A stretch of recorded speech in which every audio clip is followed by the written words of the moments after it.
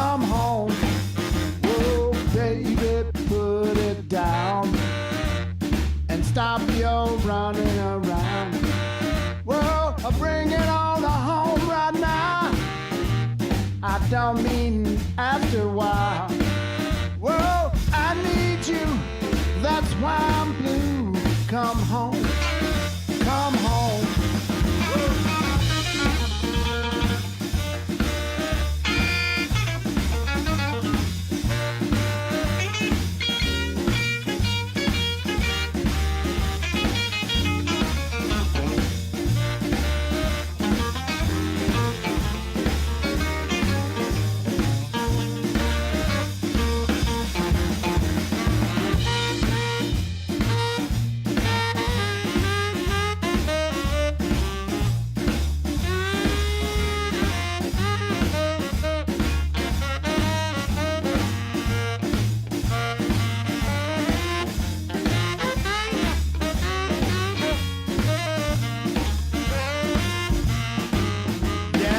Tell me, baby, how long must I sing this song?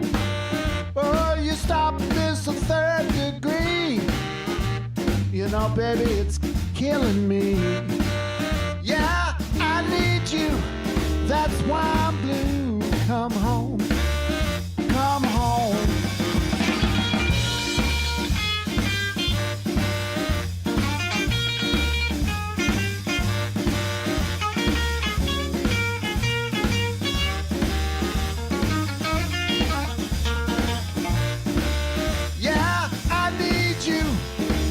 Why I'm blue, come home.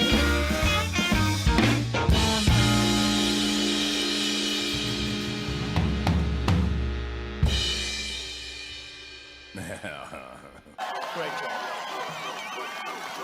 Ted Nugent, where's Ted Nugent? Where's Ted? Huh? Look at you, you doing well?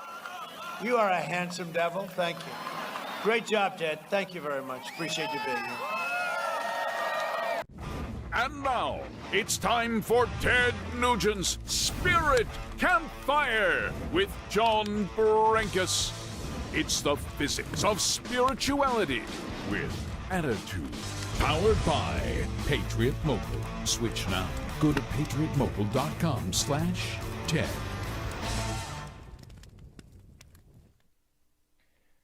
We're on. I think we're on. Is Ted muted? Yeah, Ted, we need you. We can't hear you. Hey, Ted, I think you're muted. Oh, no.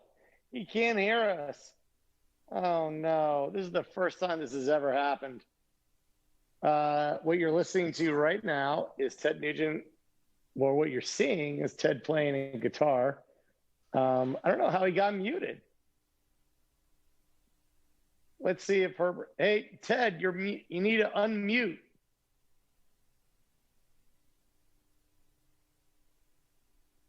Where is he? He's looking. Wait a minute. How's that? How's there that? It is. Really? There I got this thing right here. I didn't know what it was. I thought it was a snow cone. I thought it was like a licorice snow cone. I was going to just start leaving. You know, bottom line is, I still believe in the American dream. I still believe you can hear me scream. It's still alive. It's on fire. I defy. It ain't no lie.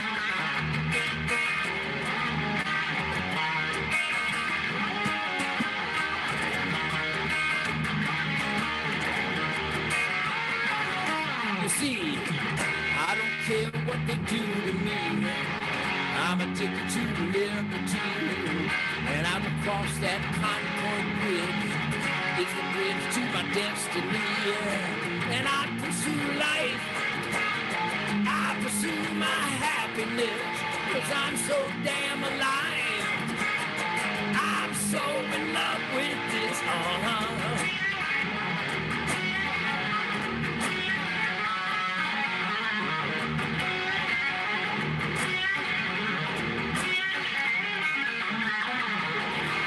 Born in Detroit town, heart and soul of America, and I have seen her ups and downs, mostly down with Obama. But I've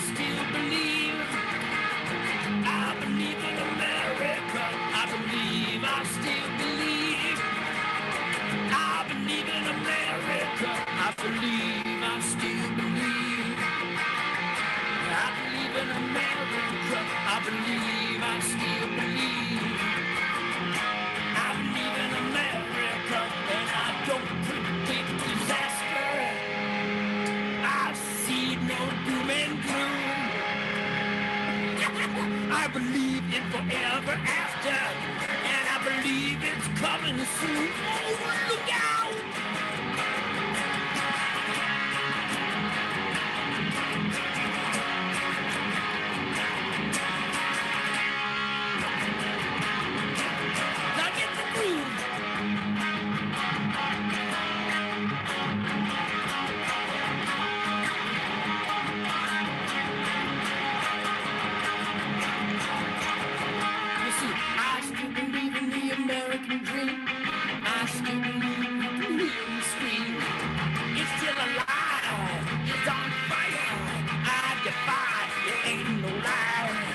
Cause I still believe. I believe in America. I believe, I still believe. I believe in America. I believe, I still believe. I believe in America. I believe, I still believe. I believe in America. I believe, I still believe. I believe in America. I believe, I still believe. I believe in America.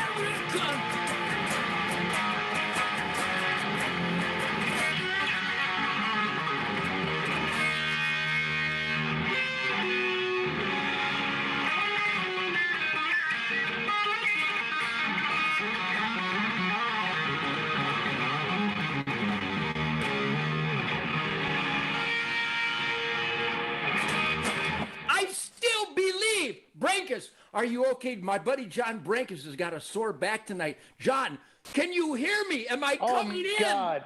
Dude, listen, I was just loving listening to that song. That was absolutely amazing. But Ted, listen, so I hurt my back today, can't get out of bed. But you want to know what? I'm still showing up for the campfire. And the reason why is because that's like 80% of life is just showing up. So I think you're absolutely correct. When in doubt, you whip it out. You set that alarm for about an hour earlier than someone might expect you to set that alarm for. And I know you're that kind of working hard, playing hard American, John. So on behalf of all your blood brothers, and by the way, the term blood brothers is a humankind thing, a humankind thing, like mankind. That includes all genders. So your blood brothers are here for you, and we pray for your quick recovery. Now, I was telling John, he's laid up in bed with a bad back, and if I was down there in Georgia, I would spoon John in bed with him. Now, stick with me. I would spoon Uncle Johnny, and within minutes, you would either be well or scramble so maniacally to get out of that bed that you would think you were well. Exactly. You know what? You want to know what? I don't know what it is. I don't know what happens, but when you're slightly injured, like I did something popped in my back, and now I can't move. Whatever. I'll wait for the pain to pass, and I'll be fine. But I'm laid up in bed, and you want to know what? My dog has not left my side. I mean, like, she is glued to me, and I don't know if like you emit a different kind of energy or some kind of scent, but she knows something's wrong. She won't leave my side, and it's awesome. I think one of the pulsations, one of the many positive, ubiquitous, if not humankind, global, mankind, ubiquitous, celebrant pulsations of our campfire is the borderline, how does Shemaine put it? We not only love our dog, but we have an unhealthy attachment to our dog. So let's dedicate this moment on the Ted Nugent Spirit Campfire with John Brankus as he is recuperating with the ultimate doctoring available to mankind, the love of our mutts. I've spent the whole day with Happy, Sadie, and Coco. We've been outdoors all day. I got such unbelievable stories since we last met at the Spirit Campfire. But John, you're absolutely correct. We have seen the feedback. I love feedback. My Birdland feeds back for me every day.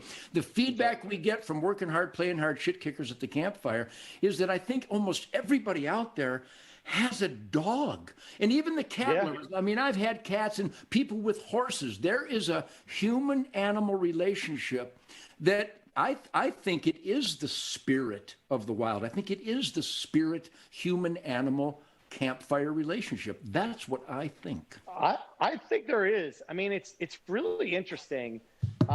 You know, the whole study on dogs, so you know, and just animals, how they read our energy and everything. It's been pretty amazing. But you know, I wouldn't miss the Spirit Campfire. Look, I've been every time that I travel. I don't think you or I have missed a campfire. Like, well, I seriously. did that live. I did that live attempt from the insanity of the Grand Rapids Trump rally, which was so wonderful. Oh, by the way, John, have we covered not only wonderful positive ground? We've kicked some hornet's nests. It's important to kick a hornet's nest to decide who is stinging and who is creating honey. That would be the honey bees versus the killer hornets. But how about the uncharted territory that the Spirit Campfire has explored, from live backstage at the Trump rallies with the Secret Service and the state troopers and the sheriff's department and the police department and unknown, unidentified commandos toting massive firepower, more than I was allowed to have on me. But we've really, really covered some ground. And again, I salute you and Courtney and Herbert and Doug and Linda and Toby and everybody who helps make this campfire possible. But mostly, I salute the people that are still paying attention, that are still celebrating this uninhibited, often irreverent, unafraid, unapologetic celebration of truth, logic, and common sense, whether it offends somebody or not. Because I have confidence that if John Brenkus opens that pretty little mouth of his, and if Uncle Ted opens this sometimes pretty little mouth of mine, that what we say is sincere, it's authentic. We have unlimited evidence to support our proclamations and our articulation of the things that we believe in. So on behalf of John and Courtney and Herbert and everybody here, and certainly the Nugent family, thank you, everybody who's paying attention, who is joining us here. I did last couple of times, John, I do a preview promotion on Facebook Live, and I go off on some rants. Who, me? And I celebrate our guests that are coming up, and that the Spirit Campfire, it's unique. I do radio and interviews, and I've done the Rogan podcast, and I've done this podcast and that podcast, and this network, and this global satellite, and this European interview, and this Australian interview, and this English interview. I've done them all. And they all have a certain voice and a certain pulse and a foundation. And of course, good journalism will limit the expression of the foundation of the host to welcome counterpoints and counter views. But ultimately, what I've discovered is that nobody quite embraces the realm of the shit kicker, unapologetic, positive people out there that literally tell me every day, God, I wish I could say that, Ted, but I'd get fired. I wish I could say that, but I'd lose my pension. I wish I could say that, but my wife would divorce me. So, John, a big salute for creating an atmosphere where we're not afraid. We have a First Amendment right, and we have the confidence in our sincerity, our knowledge, our forthrightness, and our embracement of all points of views, that I think we've really touched a very positive and very human nerve on this show. And I salute you and all our team for that. I think what's amazing, I mean, it's not like you and I, plot out, here's what we're going to talk about. No, I never have. I never have, right? We just kind of wing it. And that's sort of the point, is that it's incredibly authentic and real. And, when you're talking about, celebrating viewpoints, I mean, you and I both, it's kind of like the campfire is all views, everybody welcome. As long as you're not trying to kill me, you're welcome. Right. And that's like the only exception. So if you're not trying to kill me, you're welcome around here. And I'll tell you what, Ted, if you read all the comments on the Spirit Campfire, and I cannot tell you the amount of feedback that I've gotten, my idea of being classically liberal is catching on.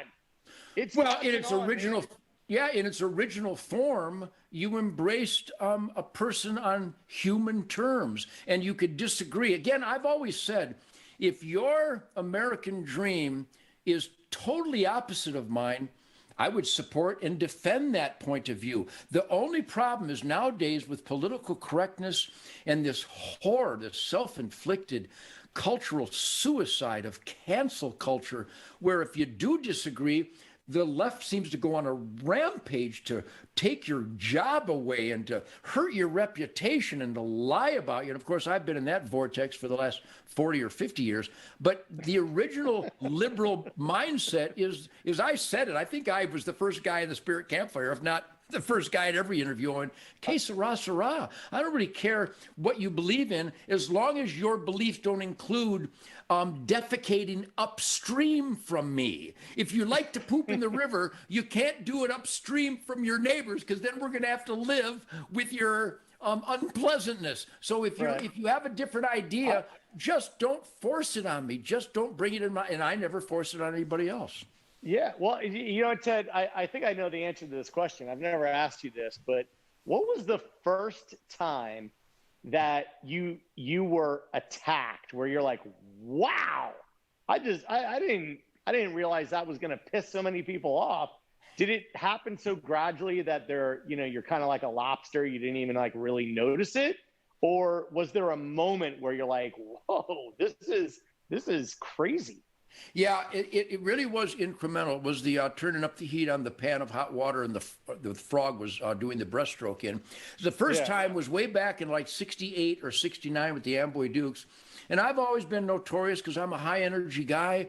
And in the world of this new era of people intentionally pursuing a comfortable numbness, the getting the high and thinking that you could only party if you were drunk, or you could only party if you had some kind of outside influence, that somehow you didn't have the piss and vinegar and fire and uninhibitedness without chemical or alcohol stimuli. And because I was clean and sober, it was actually before the hippies. It was probably before 68 or 69 with the hippies. It was probably the beatniks doing a pool party for the University of Detroit fraternity. I forget what Beta Kappa Boner or whatever it was, but some fraternity party. I was just like 13 or 14 years old. And if I got caught drinking, my dad would have shoved a bottle of Pabst Blue Ribbon up my ass sideways and then uncorked it through my nostril. My dad was really militant about no smoking and no drinking. But dig this. I think I've told you this before, John. Guess what my mom and dad did? What? They smoked and drank. There you go. But boy, he was a military son of a bitch with me. And so I was at a pool party with the Lourdes, my Lourds. We had a band called the Lourdes, #1 band in Michigan. We won the Battle of the Bands. It was awesome. And the Beatniks, it was still that beret, almost like, what was that? Dobie Gillis. Dobie Gillis and the Beatnik with the beret and the goatee and the joint. And they would offer me, I didn't know what a joint was, but I thought that, boy, that cigarette smells really good. That's I've never smelled that kind of tobacco before. That sounds yummy, but I didn't dare touch it. My dad would have smelled tobacco on my breath and ripped my head off and shit down my neck. And then they offered me some Pabst Blue Ribbon beer. I remember Pabst Blue Ribbon and Stroh's. I think it's a Michigan thing. And I went, no way. And they, I was too young to know anything. But immediately they started making fun of me, and I was just a kid. But I didn't want to. I thought it was a cigarette. I didn't know it was a joint. And I can't drink the beer. My dad would have clubbed me. Not really, but he threatened me enough so that it disciplined me. So that was the first little moment. And it wasn't. I didn't hurt my feelings or anything. I just thought, right. I just don't want to do that. You do it, but I don't want to do it. And then it got really stupid from there on. Where during a later with the Amboy Dukes. I guess somebody saw the pistol grip of my Smith & Wesson in my pants pocket, and they said, "You haven't got a gun, do you?" And I go, "Yeah, I apologize for only having one. Why?" And they went nuts. And I said, "What? Why would you? Do you have a problem with self-defense? I mean, yeah, I got a gun, I got a pocket knife and a handkerchief too, but I'm not going to take a handkerchief and strangle anybody. I'm not going to carve my initials on your forehead. What's your point?" See, I've always been witty and cocky. So when they get stupid, I'm able to return fire. Here's my point. Mitt Romney brought a doily to a gunfight. I bring an A-10 Warthog to an argument. And when they started making fun of me for killing helpless animals, I'm going, you just ate sushi and the tuna gagged all the way from the ocean in the deck of the boat so that the guy could slice it into bite-sized portions. You don't know that part of your sushi dollar went for that gagging of the tuna and the slicing of the tuna while it was still alive. Tell me you know this. And so I do know turned it into a fun moment.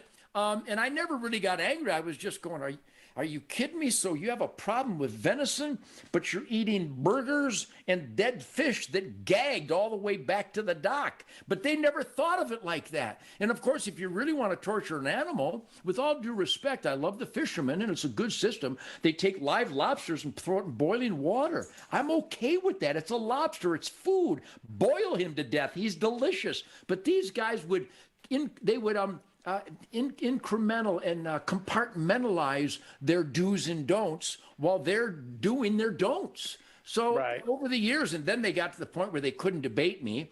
So they call me a racist. He's a racist because he kills animals. Or he's a coward because he kills deer, defenseless deer. I go, when was the last time you needed courage to go deer hunting? What does courage have to do with killing a deer? So I could tell that my critics were loopy. And so I had fun with them. But unfortunately, I maybe in a future campfire, John, I'll tell you, just last week, I'm not going to name names right now because the people that supported me are a segment of a huge global corporation.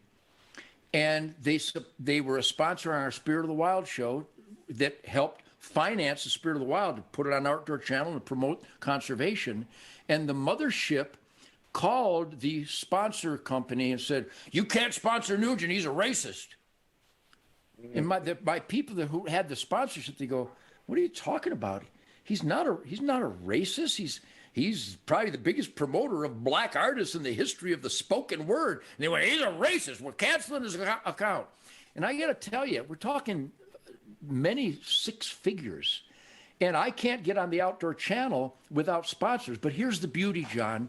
As soon as those lying, hateful, leftist, intolerant punks canceled me, I got to tell you, a guy from Big Time, a company Big Time out of Illinois, provided the sponsorship for the product to feed my wildlife and to promote their supplemental nutritional business. And the people who sponsored me, they were heartbroken that the mother global corporate prick canceled it. But within 24 hours, I had a replacement sponsor because assholes will be assholes, but there's still unbelievable good people out there. Good people in the asset column, not the asshole column. So was that I can tell you some stories, man. Was that recent or was that last month? Last month?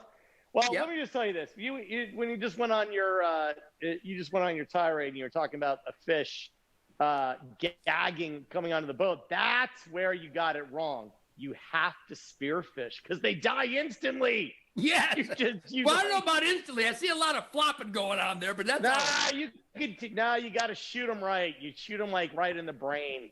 In fact, by the way, John, my buddy John, what's his?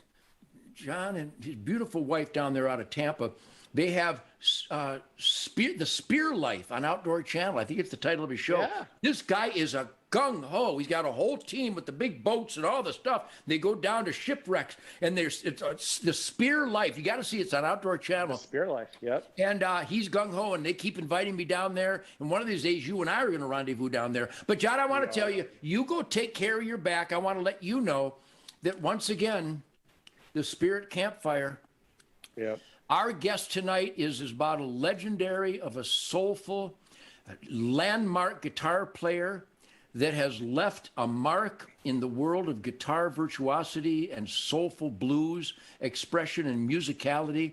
Our guest tonight is Jimmie Vaughan from the Austin, Texas Vaughan Brothers. His brother was Stevie Ray Vaughan, and our guest tonight, Jimmie Vaughan, inspired Stevie Ray Vaughan to play guitar. So he's coming on in just a minute here as soon as Courtney puts him on. But John, you go take care of your back since I'm not there to spoon you.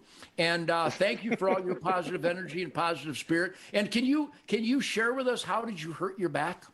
Oh man, you want to know what the honest to God truth is? I've been working out hard. COVID-19 was the COVID 30 for me, man. I got heavier than I've ever been. I lost 20 something pounds. I was working out this morning like I've been working out, and I was doing a back exercise, and something in my back just went pop, and I couldn't move. I was like, uh-oh. And somehow I made it back to my house and crawled into my bed, and now I can't get out of it. So whatever, it's I've had back problems, my whole life. So it'll calm down in a day or two. I'll be able to get out of bed and I'll get back at it. But you just gotta, you show up where you can, and these kind of things happen. No big deal. Well, John, I got to tell you, a lot of people think that I'm against medicinal marijuana, medicinal whatever. No, I'm not. When I replaced my knees, guess what I rubbed on my knees every night for months? Some really good CBD stuff. Shemaine got it for me. It comes in a salve. That stuff does work, man. You got to really knead it in. You got to massage it into where it's most painful. And since your dog will claw you if it tries to do that for you, you're going to have to get that beautiful wife to do it for you and make sure that she spreads it over the entire area. Absolutely. I mean, it's funny because I've just been trying. I've been trying to get out of bed, and it's really weird how it's fascinating how the back, when you hurt something, it just seizes up. It protects itself. And it's just saying, nope, you're not going to move. And it's pretty bizarre. So I can work my way.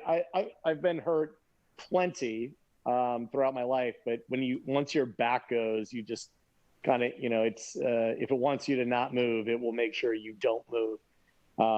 So yeah, I'll get some CBD, I'll get some rest, and eventually it'll heal enough for me to get out of bed. And then I'll nurse myself from there. And this might sound redundant, but I know you respect your elders, and I think I've been through all my meniscus savagery over the years. Here's what I would learn from your experience today. Dirty Harry, the greatest philosopher of all times, a good man knows his limitations. Back off the strenuous exercise. You might want to back it off a little bit so you don't hurt yourself. Just some advice from the old guitar player. Dude, listen to me. I have to exercise in order to lose weight. I don't know how. I don't drink alcohol. I don't do any drugs. I don't eat processed foods. And somehow I gained weight. Probably starting last March or April. I don't know how. I'm like, what in the world? So it had to have been a little bit at a time. And then you wake up one day and you're like, oh my God, I am heavy. So now I got to lose this weight. And, you gotta exercise. And I just exercised more. So remember, Ted, I did 5 Ironman triathlons. And wow. I've done a lot of endurance events, and I'm kind of like, I'm stubbornly built, right? I'll just keep going.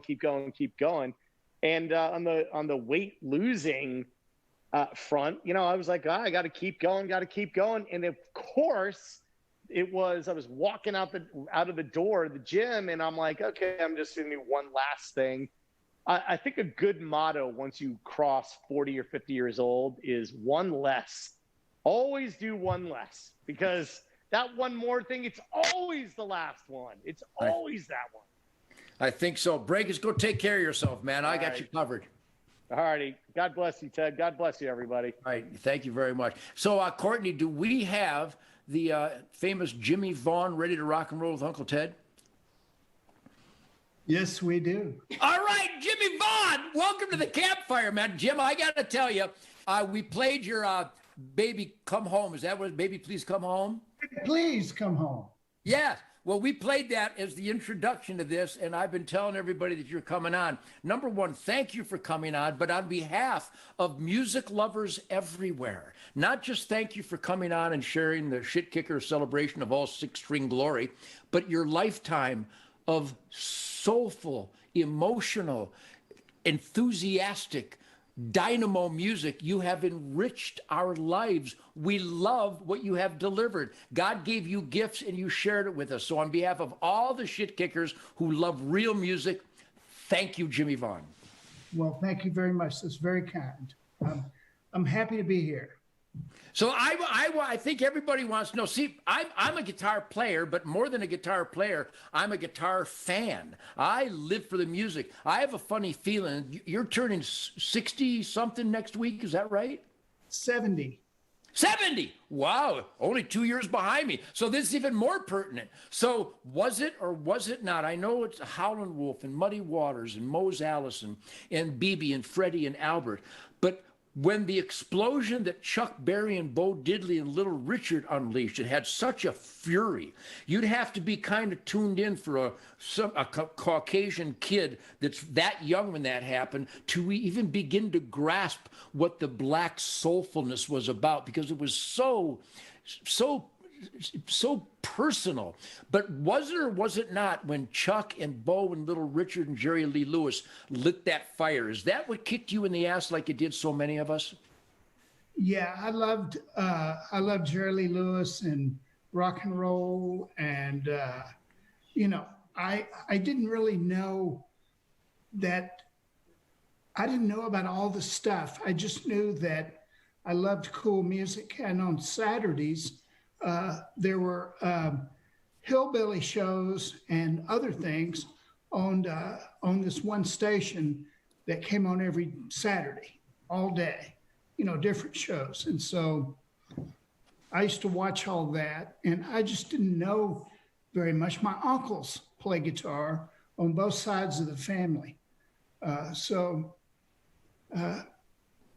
they really, got me going and made me want to be a guitar player. So, well, I think there's a huge parallel, between the Texas pulse of musicality and musical authority. I mean, you got yourself and your brother, and you got the ZZ Top, and you got, even guys a lot of people haven't heard of, a Chris Duarte and some guitarists that are smoking around the circuit. I think there's a real parallel between your upbringing in the 50s and 60s in Texas. Even though the culture may appear different on the surface, I think that musical spirit that I experienced growing up in Detroit, I think there's an amazing power that is unique. And I know it exists in LA, and I know it's up in I know it's everywhere. But in my travels for the last 50 some years, well, actually 60 years, I started with a band in Detroit 64 years ago, and we rocked. But between Texas and Detroit, there's a firestorm of cravings to pursue that groove and to get the rhythm with the bass and drums and the guitar, the electricity and the noise factor, and taking what BB and Freddie and Albert taught us, but making it louder and making it bigger and making it greasier. You've played around. Do you think there's something unique to Detroit and Texas, not just because you got the Motor City Madman and Jimmie Vaughan on the show, but don't you think that the fire, the passion for music is really unique in both Detroit and Texas? Yeah, I do, and a lot of places in between. It was my uncles, played guitar all the time, and I would listen to the radio. I'd listen to, there was a show called Cat's Caravan. They came on at midnight, and I had my little transistor radio in the bed when I'm supposed to be asleep, and I'm listening to Jim Lowe on Cat's Caravan, and then I would switch it over to the Wolfman. WXER or XERF, whatever it was. And BX, yeah. Cuña Coahuila, Mexico. And listened to Howlin' Wolf and all the guys that he played every night. And then, my uncles were really into Merle Travis and the hillbilly guitar. And I didn't really know the difference, though. I just thought it was cool music. Well, I saw part of the trailer. We got a brand new documentary coming out, and I just can't wait to see it. I can't wait to join you for your party next Saturday. But the Vaughan Brothers documentary is coming out, and I saw the trailer where you talked about the inseparability the bond between what people call country music and blues music. And if you really listen to the original country songs, you know, a lot of my country friends think that Hee Haw was a documentary. That's not real. That's not the stuff. I mean, we're talking, you know, when we first learned to play guitar, and I think this lick is in every song.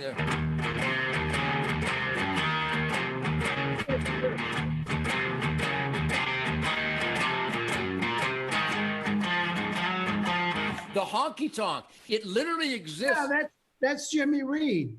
Sure, and that's country and blues, isn't it? Absolutely. So wax poetic on your addiction to that. And again, I use the terms, the emotion, the musical authority, the sincerity. I mean, these people were lamenting painful times and then getting outrageous and uppity during celebratory times. Give us the Jimmie Vaughan version of how you believe that country, the original country, the real down and dirty, you know, speakeasy country, and the original down and dirty blues, it really is the same music in the same statement, isn't it? Yeah, it's the same thing. It's music for people who want to be in love or don't like their situation, or maybe they just want to have fun. You know, it's really American music, isn't it? Yeah, I suppose the term American music would cover all the best shit out there. But let's go back.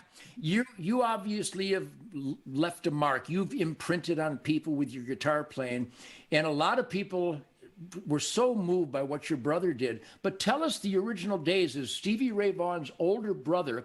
It was you that kicked him in the ass and really inspired him to play guitar. Share with us some of those early moments as you were discovering the geography of the guitar neck and how Stevie would listen to you and how he picked up on it. Well, you know, like I said, my uncles, I broke my collarbone trying to play football. This guy told me at school, he said, one of my buddies said, if you don't play football, he said, that's what the girls like. You're not going to get any girlfriends if you don't play football. So I said, oh, okay. I wasn't really into football, but so we went down there, and the coach said, okay, run out, and I'm going to throw you a pass. And everybody's watching. So I run out. I mysteriously caught this pass, and then everybody piled on me. All the kids tackled me and jumped on me. So I broke my collarbone. I broke my collarbone the first day, and so I had to go home for 3 months. So my dad said, son, I don't know what we're going to do with you. Maybe you can just play your guitar and stay out of trouble. So I've been playing guitar ever since, you know. But not staying out of trouble. I mean, what is your dad thinking? Well, he didn't want to come home from work and have to deal with me, you know, or my mother, you know. They both worked. So that's how I got started. And at what age, Jimmy? 12. 12, okay. Yeah, 12. And so Stevie was what, 2 or 3 years younger than you? I'm 3.5, 4 years older than him. Okay, so he was too young to be. So when you started, he wasn't doing anything. So if you were 12, he was only 9 years old. Did he immediately become fascinated with your playing and pursue it right then? Yeah, I mean, I had a record player and albums, and I wouldn't stop playing. I played all the time, and I would put the guitar down and say, "Don't fool with my guitar," and he would pick it up as soon as I walked out of the room, and so he actually started playing a little bit after I did. And, you know, he heard we had the same room. So, you know, the same records, same guitar, you know, the whole thing. Sure.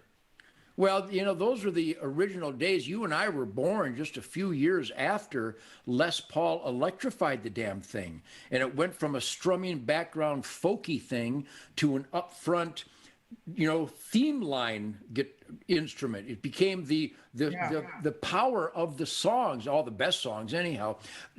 When you first started, go ahead. When I came out with the amp, you know, that was pretty cool. Yeah. It's a whole different thing now. Now you could go all the way to Mars with your guitar, you know. Yeah. Jimmie, how about, you know, one thing you and Stevie and all my favorite guitar players, I do it. Certainly Billy Gibbons does it, but there's a soulfulness that starts with all the simple and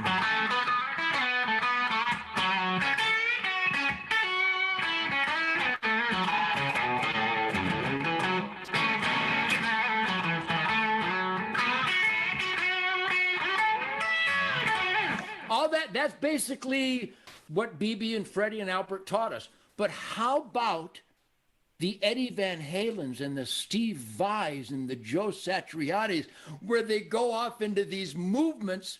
And I think Hendrix, with the outrageous distortion and the noises, he probably opened up the door. But what were you doing when you first saw Jimi Hendrix and then Eddie Van Halen? What did Jimmie Vaughan think of that outrageous stuff?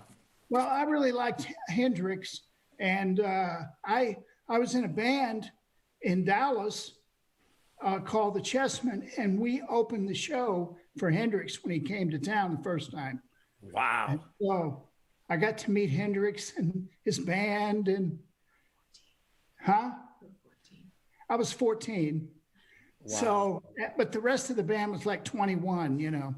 Sure. So when you first heard Jimmie playing with all the, you know, he stepped on his fuzz face and he was playing at pretty much unprecedented volumes and noises, but it was through a Strat most of the time, playing it upside down, which was just so awe-inspiring. You were just mesmerized by it.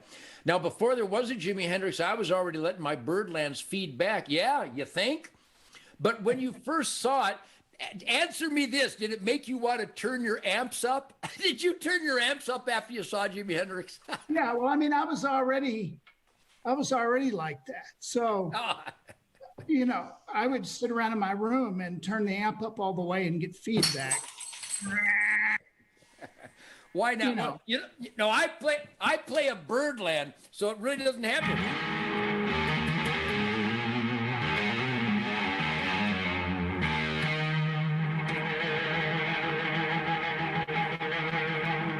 It just makes noise all by itself.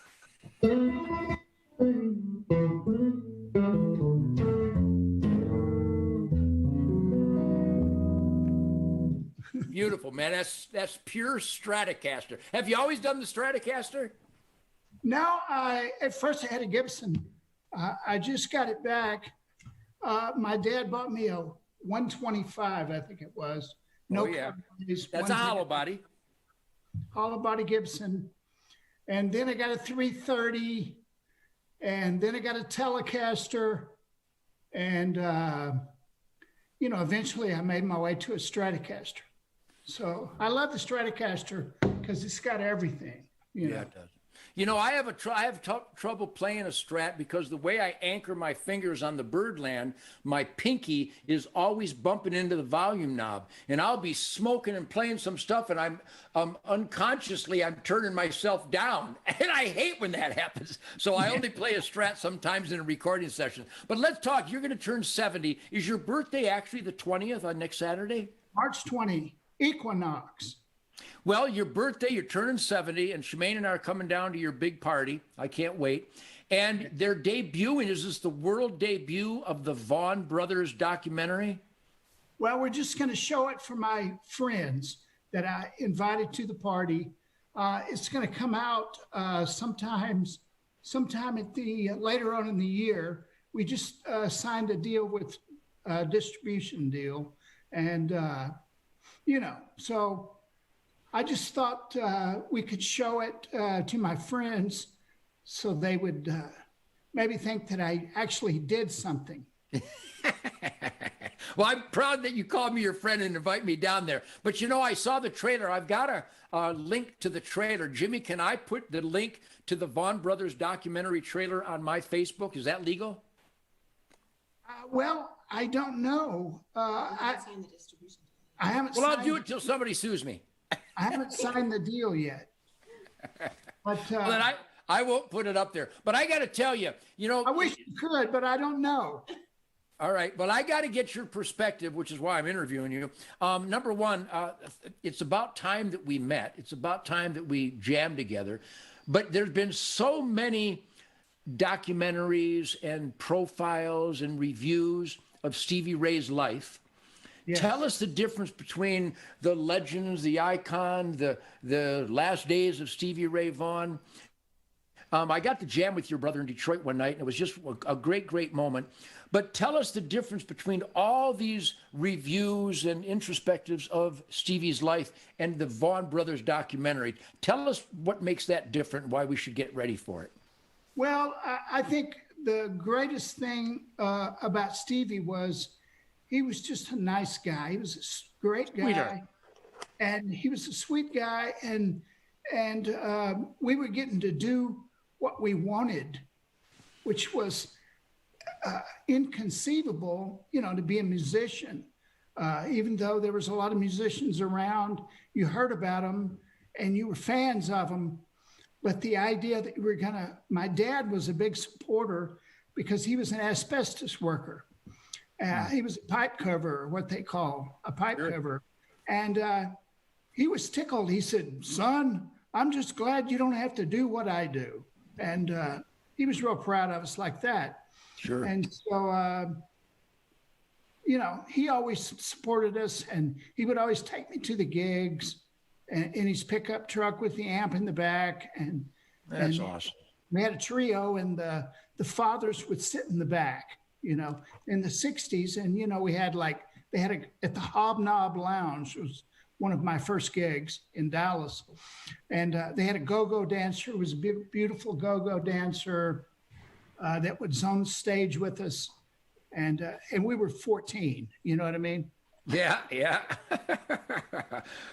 We played some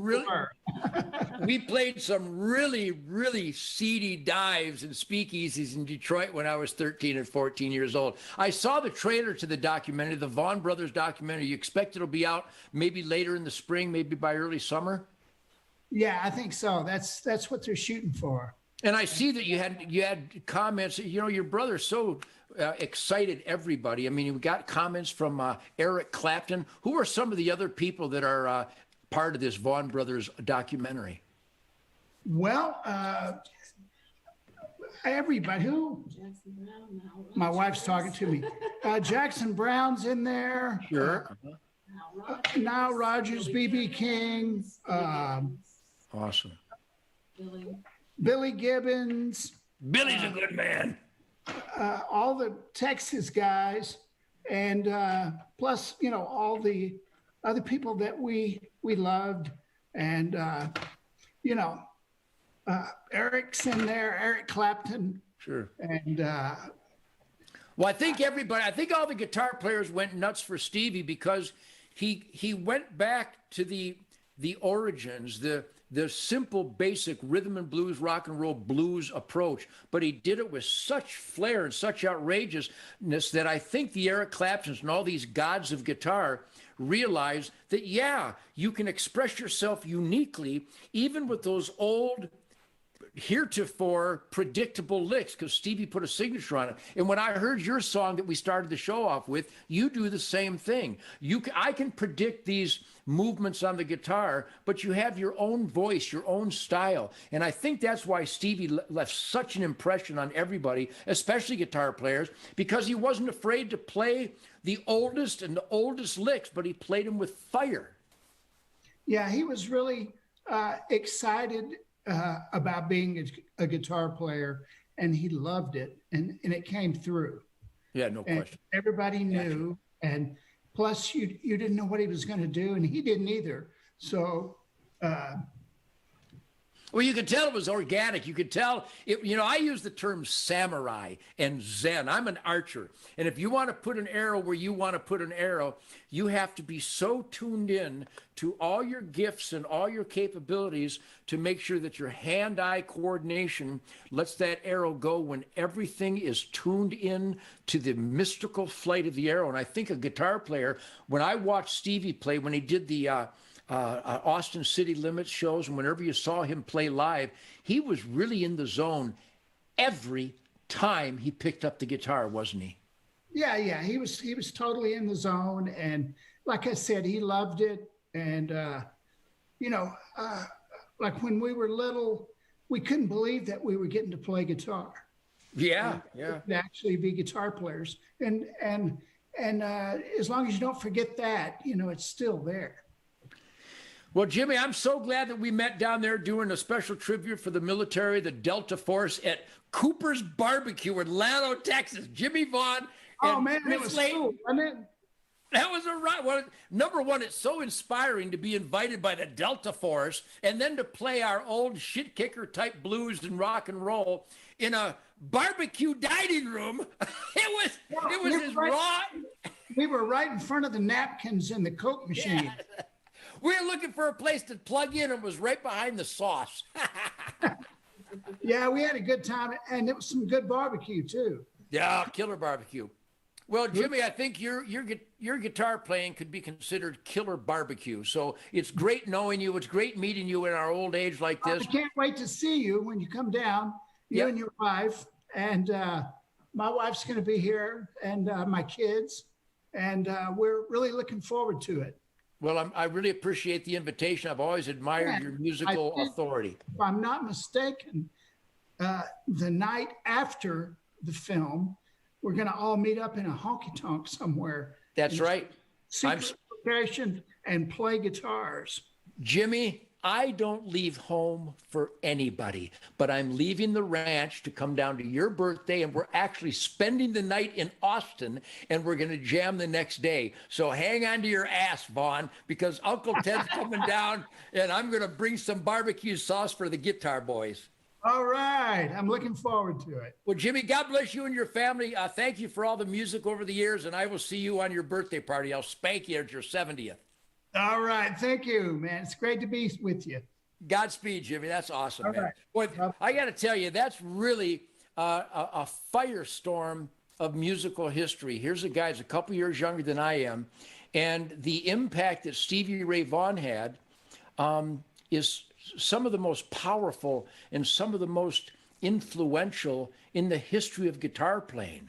I mean, you talk about the heartbreak of losing Eddie Van Halen here recently, and then we lost Stevie Ray on that tragic accident in the helicopter coming out of that gig in Milwaukee that I've been on that helicopter, and I've done that gig dozens of times over my lifetime. But boy, did he ever revive the rudimentary bluesiness. Again, there's a foundation of the guitar that is so simple.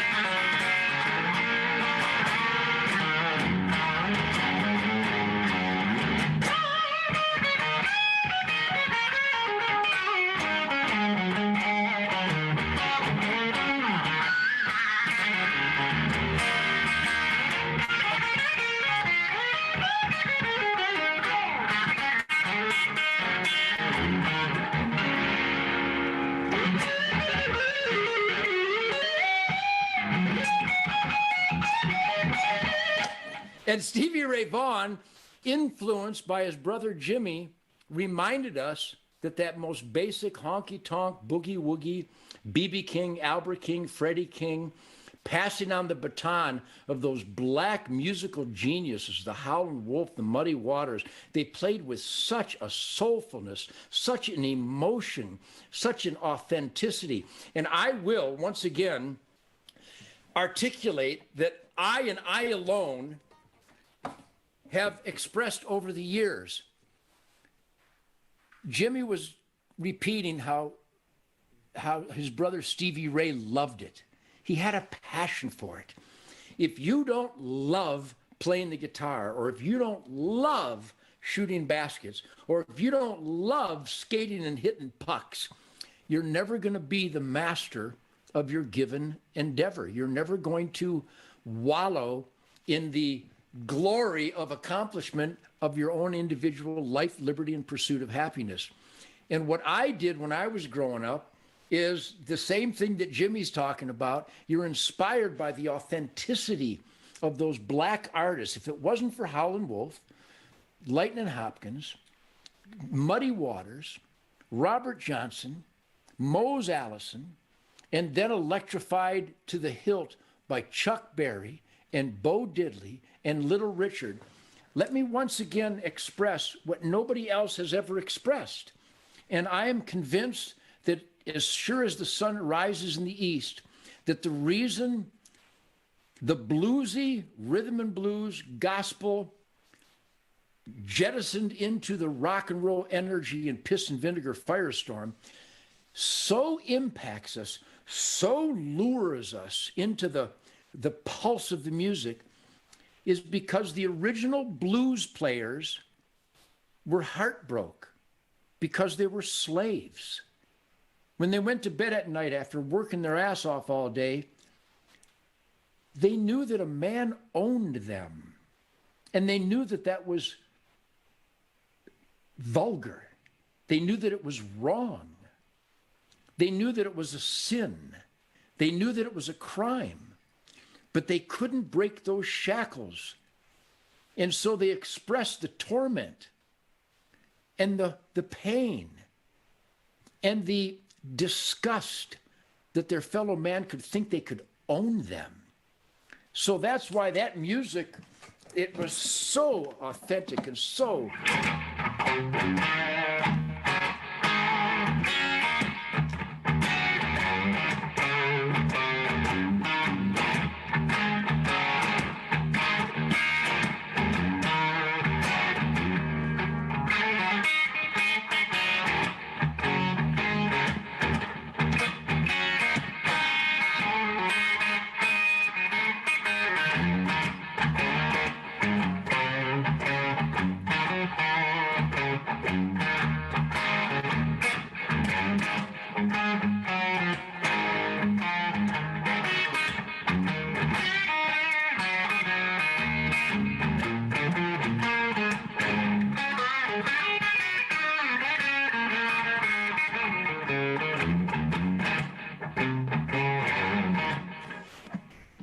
They were shattered because they knew that slavery was wrong. So their emotions came out pure. And then the Emancipation Proclamation, free, free at last, all of a sudden, that heartbreak and pain and suffering went into...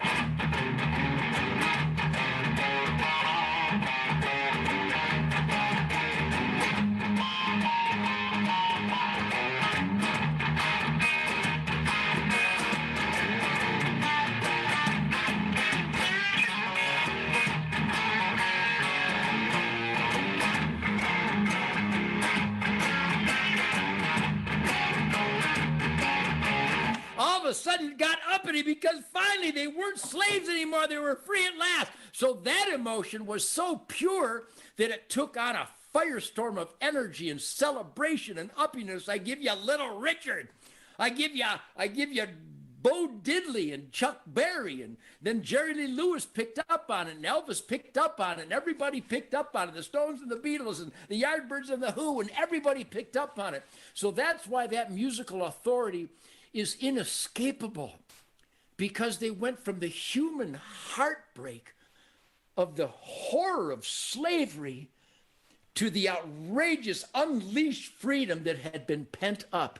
And a white guy couldn't have done that. That's why the Stones and the Beatles' first records had Chuck Berry songs and Bo Diddley songs. That's why Elvis worked his ass off to be as soulful and black and authoritative as he possibly could. That's why that music imprinted on us. So I'm proud that I finally met Jimmie Vaughan after all of my years rocking and rolling. And I want everybody to keep their eyes open for the Vaughan Brothers documentary. I watched the trailer. I think I'm going to put the trailer on my Facebook because it's really fascinating. And Eric Clapton and Jackson Browne and Billy Gibbons and Nile Rodgers, they all exalt and celebrate the power what Jimmie Vaughan and Stevie Ray Vaughan brought to the original bluesy, upbeat rhythm and blues rock and roll that Stevie Ray Vaughan really perfected. So here it is, the Ted Nugent Spirit Campfire with John Brenkus rehabbing his back pain on March 15th, 2021. And I spent the day with Remington doing a commercial because I would like to salute Remington Ammo, the deadliest mushroom in the woods, for supporting the Nugent Spirit Campfire and supporting the Ted Nugent Spirit of the Wild TV show. I would also like to thank Big Time, who came to the rescue. Big Time, awesome supplemental nutrition for deer and wildlife. Big Time out of Illinois. Big Time. Also, I'd like to support new archery products. This broadhead, I'm killing lots of deer with my new archery products, Kill Zone Broadhead. I would also like to thank not just Matthews Archery, but Matt McPherson not only makes one of the coolest bows, in fact, I think the coolest bows in the world.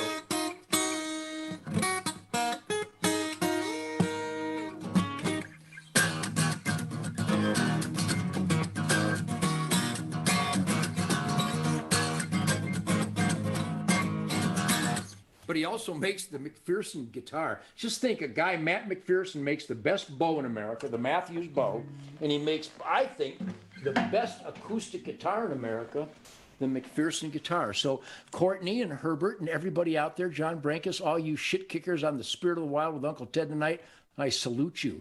God bless your attitude and your spirit, your positive energy, and I will see you here on... Let's see, if Jimmy's birthday is Saturday the 20th and Sunday would be the 21st jam session, I will see you here on March 22, and we will rock our flaming free asses off. Look at the red on my face. I've been out in the Texas sunshine all day, getting a little bit of a suntan. So thank you for your support on the Spirit Campfire. I will see you all on Facebook. Thank you for the Facebook support. Thank you. If you want these hats, I've signed another 1,000 of them. We've got these hats at tednugent.com. Come and take it hats. And we also shipped out another 1,000 come and take it flags. If you want to come and take it flag, you can get these at tednugent.com. I'm only getting them out there because you've been asking for them. And also, a guy was asking me to repeat. NW Retention, the holsters that I'm using right now, it's Tim and his family. NW Retention, the letters N like Northwest. NWRetention.com. NW Retention Systems. NW Retention Systems. I think the best holsters out there. It's what I'm using exclusively now. So that's the latest from the Ted Nugent Spirit Campfire. We are ballistically coefficient, where we are addicted to truth, logic, and common sense, and we won't accept anything except truth, logic, and common sense, which is why we hope that there's some American military leaders out there that will get our troops the hell out of Washington. Hey, government, what the hell are our troops doing around a barbed wire cantina wire fence surrounding our capital in Washington? What the hell are you doing? You're violating your oath to the Constitution. Shame on you.